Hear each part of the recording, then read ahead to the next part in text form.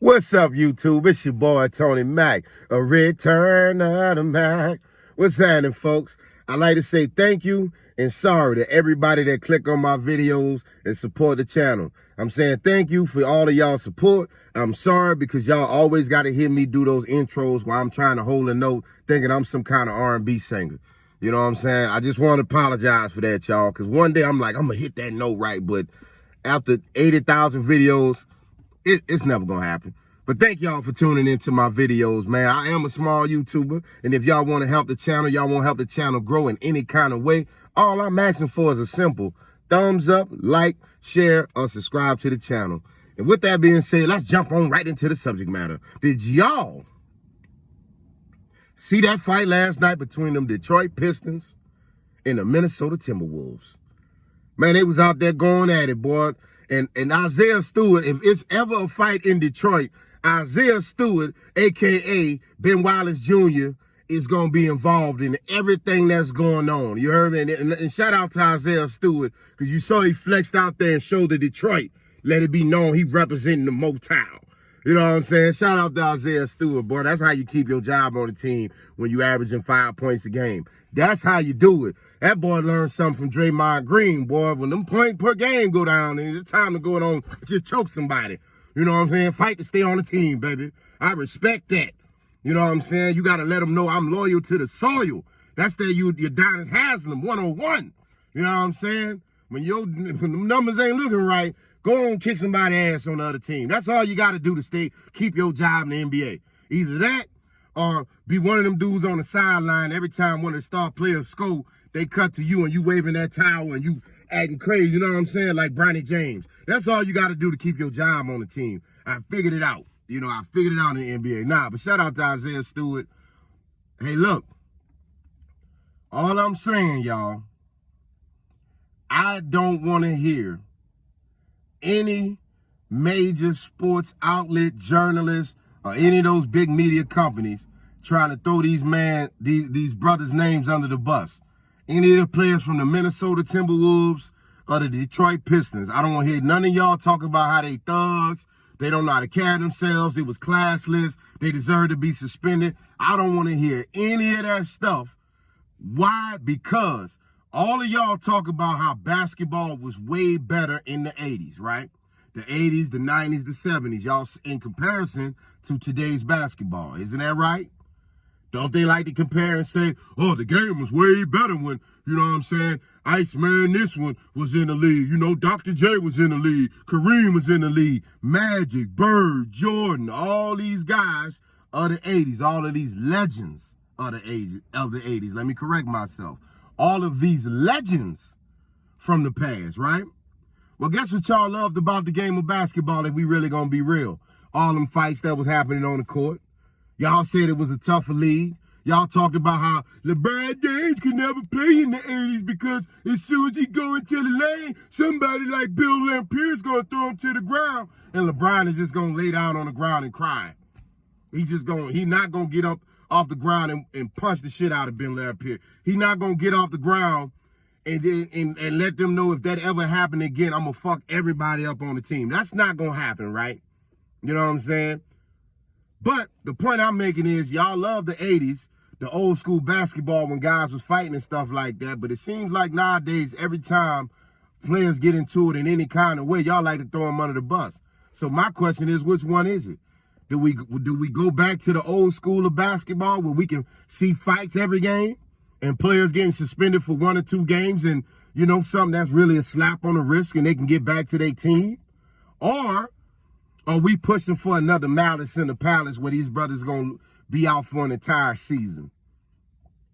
Because I thought that was whack because in my opinion, the Indiana Pacers was on their way to winning the championship or at least giving the West guys a run for their money. Which in 2000, that was 2005, who would that have been? The Spurs? That would have probably been the Spurs, right? I believe the Spurs won at that time. I could be wrong, y'all. This has been long. 2005 was so long ago. But all I'm saying is Steven Jackson, Metta World Peace, and a few other guys that was on the team, man, them brothers that almost ruined them brothers' career. But at the same, because of what I'm saying it wrong. That almost ruined them brothers' careers just because of what certain journalists was saying about them. Painting them as thugs, painting them as criminals, and I get it.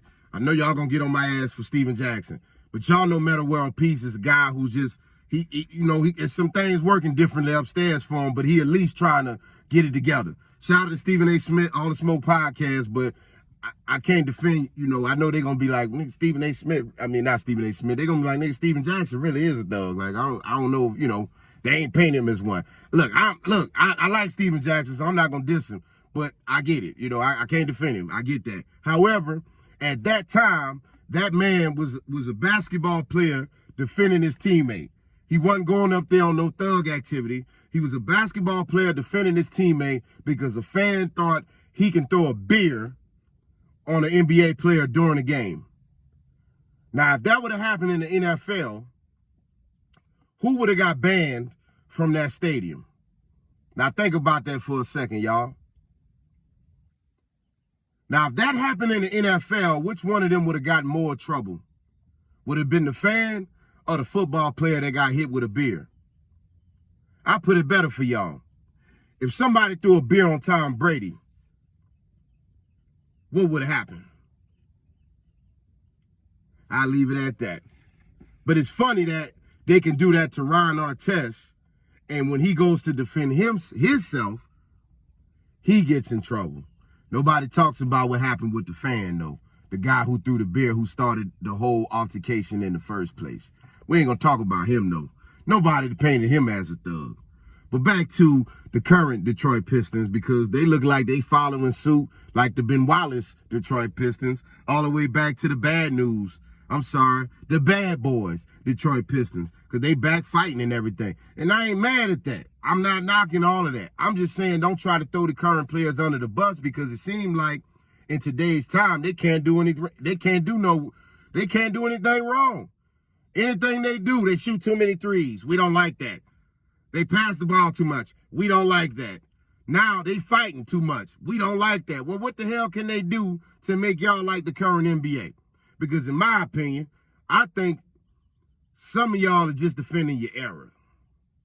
I think some of y'all guys who born in the 60s and 70s, and hey, even my generation, born in the 80s, when we like to talk about our era versus y'all era, or whatever era versus this era, or new era versus old era, it really breaks down to you just defending your time. And you want to say, when I was your age, life was better.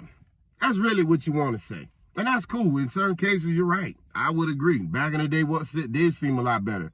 I always tell people, life was better when the Black Power Ranger was actually the Black Power Ranger. You know what I mean? It seemed like times was a little simple, depending on what perspective you looked at. Because also, Rodney King was getting his ass whooped around that time. So it depends on what perspective we're looking for. So back to the sports. I talk to a lot of OGs. I'm a barber. And most recently, I had a YouTube conversation with one of the OGs, Jazz Puerto Reaper. Shout out to Jazz Puerto Reaper. The Reaper keeps it 1,000. And we were discussing NFL greatest running backs of all time. We talked about Walter Payton, Jim Brown, O.J. Juice Man Simpson, the original Juice Man. And and Barry Sanders, right? The only question I said was, why don't people put Adrian Peterson in the category for greatest running backs of all time? Because we know Adrian Peterson's greatness was cut short because they tried to put that case on him. If we gonna keep it all the way real, we gonna keep it real. We have never seen a complete running back in the league like Adrian Peterson. The only thing people can say to short his game, or this Adrian Peterson's game a little bit, is in the beginning of his career, he had a fumbling problem. Other than that, Adrian Peterson can outrun you. He can run you over. He can run around you. He's elusive, and he can read his whole assignments. Pause. I was trying to think of a football way to saying that. Adrian Peterson can read the line. He had great vision. So what flaw was in his game? But after having an extensive debate with this brother, who's an OG, for over an hour and a half, I realized He's never going to put anyone in the GOAT conversation unless they had a Jerry curl, bell bottoms, listen to the Temptations. And a lot of these guys that's on ESPN, that's how y'all feel. If a certain guy wasn't in your era, you feel like he doesn't deserve to be in the GOAT conversation. Stephen A. Smith, shout out to you. But you are letting it be known that y'all fear LeBron James knocking Michael Jordan off the GOAT conversation more and more and more and more, because all of y'all doing is trying to throw this man's name under the bus to trying to ruin his credibility on every episode of ESPN. And if y'all think I'm lying, think about this for a second. The Cleveland Cavaliers' first time winning 60 wins in one season. This is the first time they've ever done that in the post-LeBron James era, right? The Boston Celtics possibly can be doing a back-to-back championship run, right? Think that's some big news? Jokic and Luka Doncic is making record-breaking numbers all season long. So is the young brother out there in Oklahoma, the point guard for Oklahoma. You know what I'm saying? And he's Canadian. So what I'm saying, you got 3 foreigners dominating the NBA. But what do they constantly talk about on ESPN? LeBron James. Every day, LeBron James and the Dallas Cowboys. Ain't that interesting? So what should that tell you? Some people think, oh, they're trying to force LeBron into the GOAT conversation.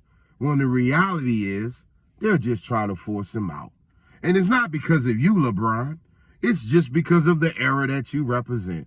Just like my generation, we feel some type of way when the youngsters say Future and Drake and Kendrick Lamar are the greatest rappers ever. We feel some kind of way because we like, man, what about Tupac? Nas, Jay-Z, Scarface, Biggie. You know what I'm saying? Lil Wayne. We're going to defend our generation. That's all it is. So ESPN and all these other folks, like I said, please don't get on y'all international broadcasting station and possibly say things that can ruin the career of these guys when we know the fight that we saw last night is what we want to see in the NBA. And that's all I got to say for y'all. Tony Mack, where it's always real, but it's always love. Peace.